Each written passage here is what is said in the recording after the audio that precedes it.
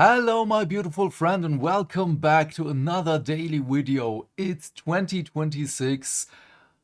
It's time. I hope that we will have a break from all the bad news because I really want 2026 to be our year. Doesn't matter if it's a private thing, if it's a gamer thing, it just has to be better. Please, 2026. But yeah, let's dive into the topic. We're going to talk a lot about Nintendo today because, of course, we have this article by Game Rant, written by Michael Brandon Ingram. Today is the end of an era for Nintendo. This is a topic we talked about a couple of months ago. It is about Dark Bowser. I know, the name tells everything. It's a story, man. Nintendo of America president and CEO Doug Bowser is officially stepping down from his position atop the gaming juggernaut, with December 31st being his last day as president. Nintendo has seen a banner year throughout 2025, launching its newest home console to monumental success alongside a wide array of major first-party releases. Okay, let me finish the paragraph, then I'm going to talk about that. The debut of the Switch 2 saw more than 3.5 million units sold within just 4 days of the console's debut, setting a record as Nintendo's fastest-selling home console of all time. Now, Nintendo is saying goodbye to the man at the top of the American branch. Oh, wow. Okay, so as always, I'm going blind into these articles, and yeah, let me just prepare just really quick for you. Nintendo Switch releases 2025. Oh, wait, Nintendo Switch 2 releases. Okay, let's go into this one. Yeah, this doesn't look good, doesn't it? This is just 1 day, so it went down from 58 euros basically to 57. Okay, that's €1. That wouldn't be that much. Okay, it still went down. It still went down. It still went down. Even wait, what? Data available when markets open. Why? Okay, let's look at this. We have this from 1 year ago, Thursday, January 2nd. It was at 57 euros and 10 cents. So, as of right now, in 1 year, their market share grew 2 cents. I mean, August was amazing for them. It was at, no, wait, 85 euros, basically. And yeah, that was the hype of the Switch 2. But as people saw what happens to the Switch with the prices and everything, with the brickening and everything, people got fed up. It's just that. It's only the hardcore Nintendrones, the Nintendo fanboys, that have to, well, defend everything Nintendo. Those are the ones that buy into this. But all in all, Nintendo, as of right now, is not consumer friendly anymore. They are not the cheap version anymore. And the hardware of the Switch 2 it's just not good. We are comparing it now to PS3 era games. Yeah, there are some games out there that we do compare to the PS4, but that's not good. We're already talking about the PS6 release and the next Xbox or whatever it's if they're going to do another Xbox. But even without delays, we're already talking about the PS6, even though it's stupid for Sony to release another console right now. But that is another topic that we already talked about in an earlier video. So, the big Nintendo releases. Oh, I was hoping that we do get something here. Wait, publisher. What is Hamster Corporation? Holy crap. Okay, yeah, we don't need this one. We had Metroid. We had Pokemon. we had Donkey Kong, and Mario Kart World. These are the 4 games on the top of my head. And they aren't cheap. They are really not cheap. Mario Kart World costs $80 and is a dying game. You cannot get a full lobby anymore because people are just not that into the game. Then we have Donkey Kong. It's a it's a 60 euro game, base price, but as always, I do not count the base price. It's always the highest one because you really want the DLC for that one. So it's $80 again. And it's very obvious that it's cut content. It was in the game, but they took it out to sell it to you at another 20 euro price point, and or your regional equivalent, of course. Then we have Pokemon Legends. The Switch 2 version costs 70 euros. Then you need the DLC with 30 euros, which bumps it up to 100 euros. And to fully play the game to 100%, you need Nintendo Switch Online, which is either a monthly subscription or an annual subscription just to enjoy the game. Again, to its full extent, which is terrible. Also, it's full of glitches, it's full of cheaters. As far as I know, maybe they fixed it, but I haven't heard anything of the contrary for that one.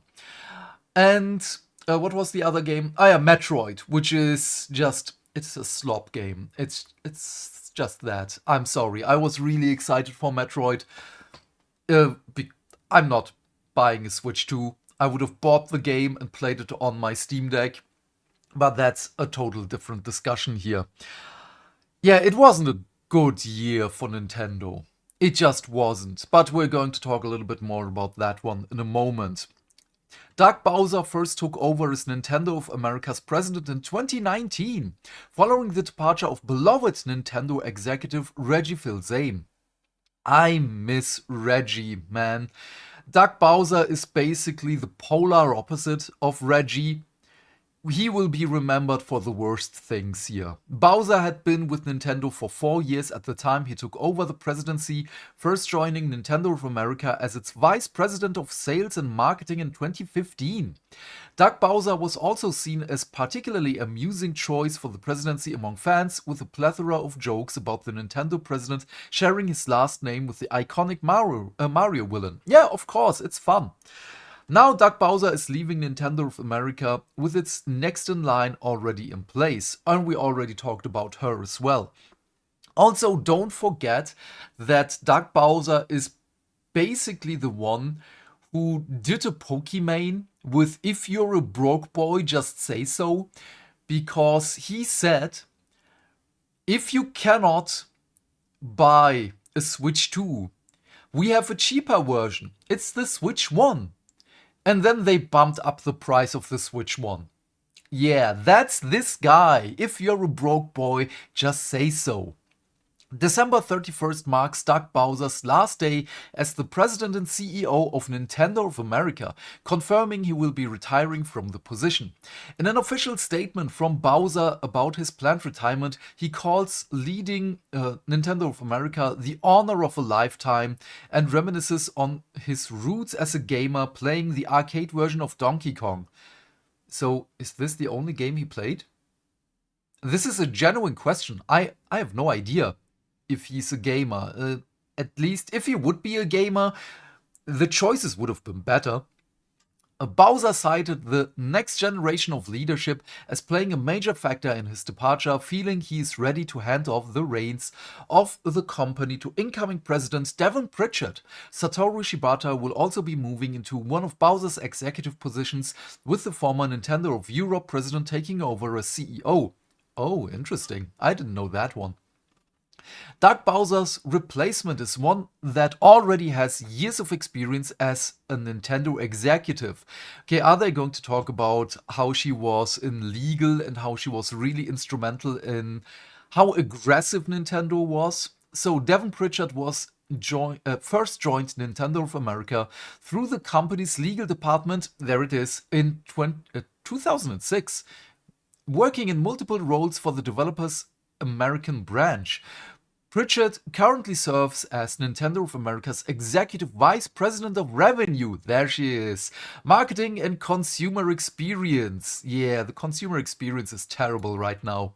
Before assuming the role of President in January 1st. So, as of recording right now, she is already CEO. Yeah. Pritchard follows an ongoing trend of Nintendo of America looking to its sales and marketing department for its presidents, with both Reggie Fils-Aime and Doug Bowser starting in sales. Again, working in multiple roles. Where was it? Here, company's legal department. Again, she was instrumental in how aggressive Nintendo pursued the IP and everything. This is not a good look for Nintendo right now. I mean, I give her the benefit of the doubt. She might be the one that turns the ship around. It might be. This is a little bit of hopium on my part, I totally admit. Again, I grew up with Nintendo. I really loved Nintendo games. I had every single mainline Nintendo console until the Switch 2. I still have my Switch 1 there, but I haven't touched it since the reveal of the Switch 2. Since then, I bought a Steam Deck. They broke my love for the whole brand.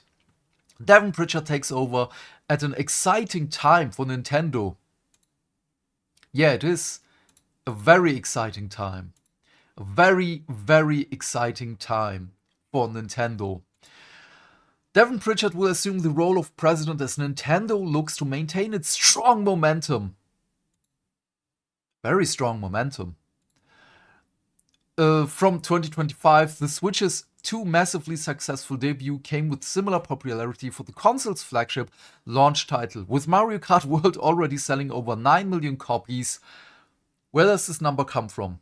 Is this also with sailed through and not shipped? That is a big difference. Also, is this the bundled version? Because a lot of people bought the bundled version, but we do know, again, not many people are playing it anymore. And with not many people, I do still mean maybe 2 million, 3 million people are playing it. But again, you cannot fill a full lobby of the game anymore. Nintendo followed up by Mario Kart World with multiple big-name releases throughout the year, including Donkey Kong Bonanza, Kirby Air Riders, I forgot that one, I'm sorry. But Sonic is the better racing game right now. And Pokemon Legends ZA, among others. Why are they not talking about Metroid? I do wonder why.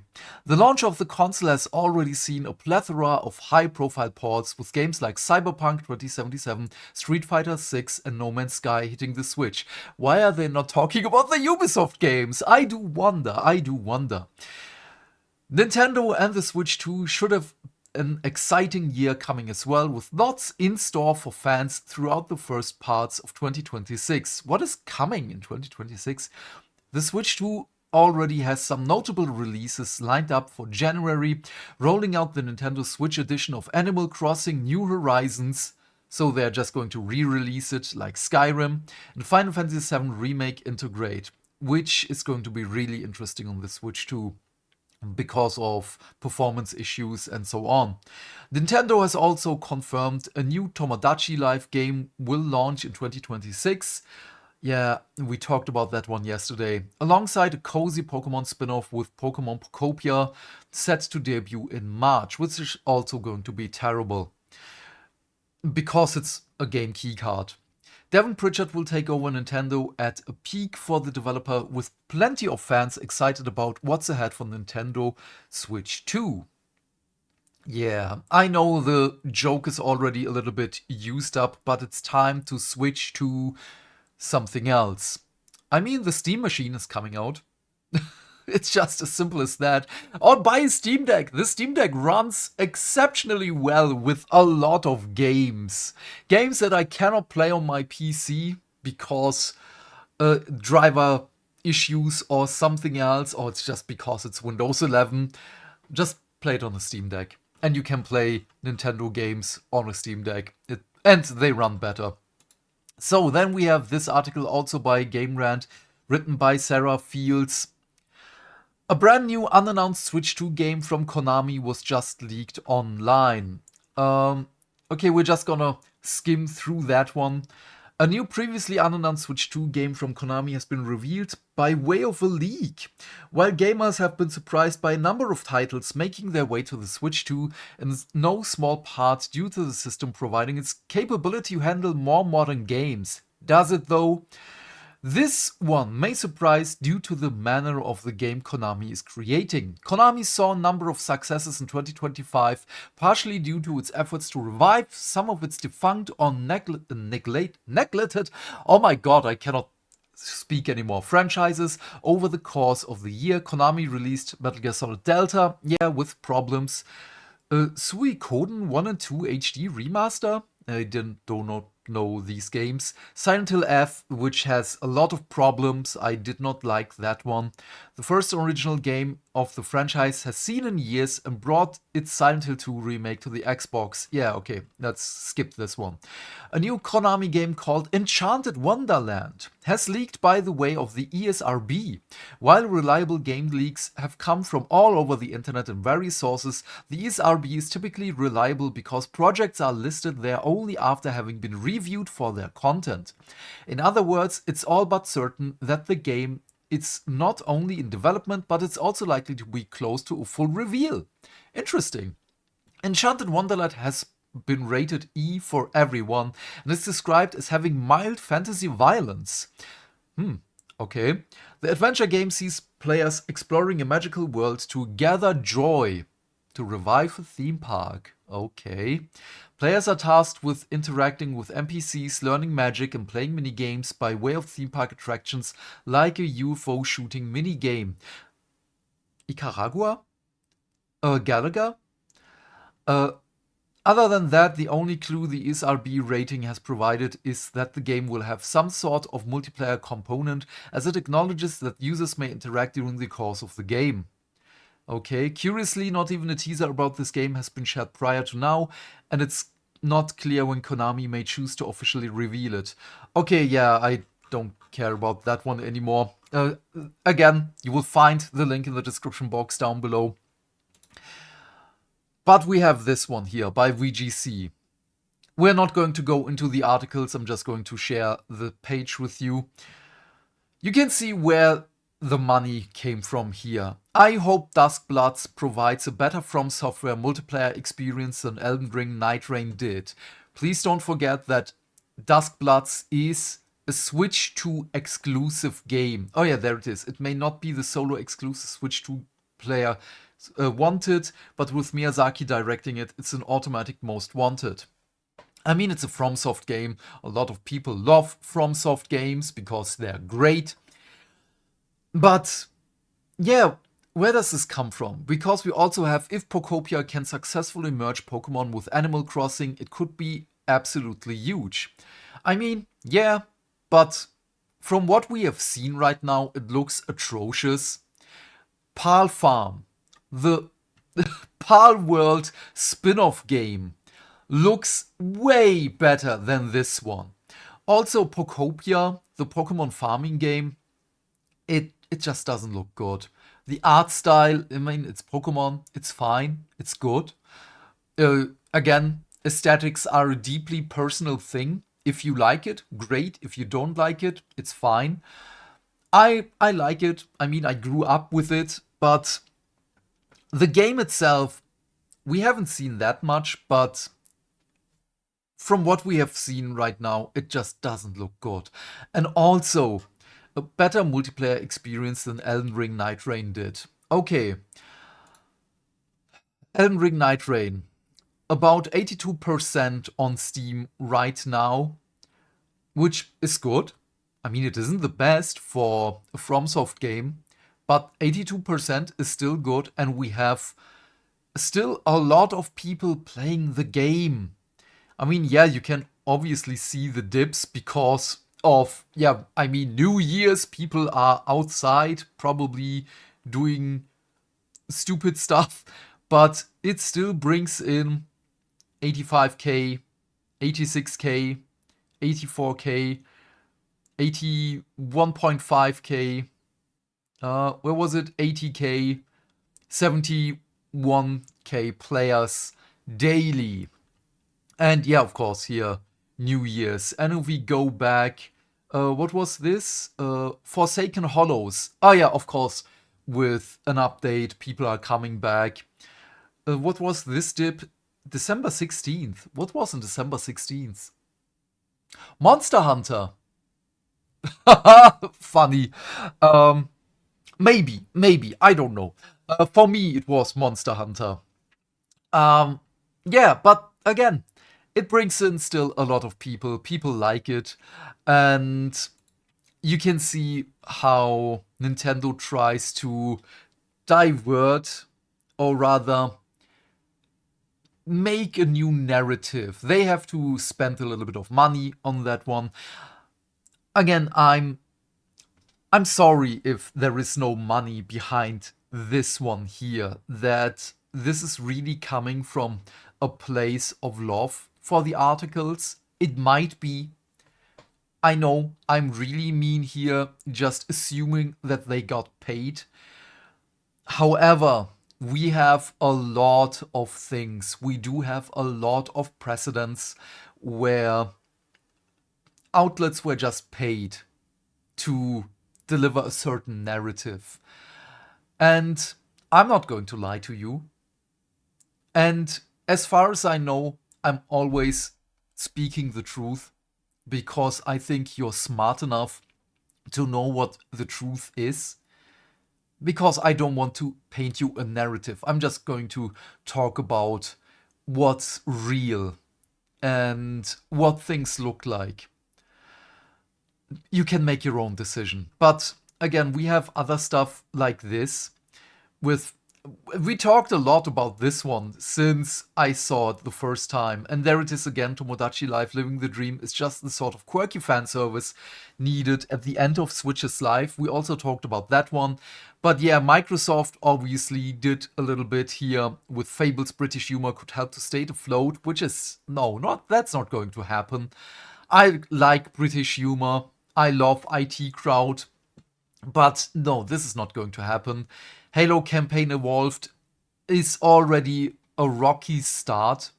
I was really excited for that one. I was excited for the change from the Slipstream engine to Unreal 5, even though I'm not a fan of Unreal 5, but the Slipstream engine is old. The original people are just not there anymore to know how to really engage with it. And yeah, with everything we've seen a couple of months ago, but I already made a video about that one, my hype for Halo Campaign Evolved is gone. Am I going to look at it? Obviously I'm going to look at it, but my hype is gone. And yeah, I mean, the strong momentum of Nintendo, there it is again. Yeah. I hope you had a great start into 2026. We really need it to be better. But then, please leave your thoughts and questions in the comment section down below. I am keen to know what you have to say. And while you're here, please remember to do all the things that make the dings. Why? Because that way we can build a bigger community and talk more video game news every day. And by that I of course mean like and subscribe, and if you want you can share this video with your friends, and please turn off YouTube's restricted mode. Otherwise, have a great day my friend, stay fantastic, stay hydrated, and I will see you either later in our Onimusha 2 livestream, because I do love that game, it's a lot of fun, or tomorrow with the next video.